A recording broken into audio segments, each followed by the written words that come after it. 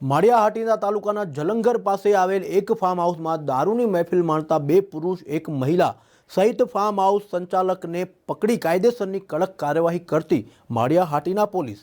Maliya Hatina PSI P K ગઢવીની માર્ગદર્શન દ્વારા પોલીસ સ્ટાફ 31 ડિસેમ્બરે ચેકિંગ દરમિયાન માળિયાહાટીના જલંગર ગામની સીમમાં આવેલા સમ્રાટ ફાર્મ હાઉસમાં દારૂની મહેફિલ માણતા એક દિવેશ ઉર્ફે મયુર ધીરુભાઈ હિરપરા, સેકન્ડ ચિંટુ ઉર્ફે કાનજીભાઈ ભીખાભાઈ નારિયા, ત્રીજું એક મહિલા દારૂ પીધેલી હાલતમાં ઝડપાયા હતા.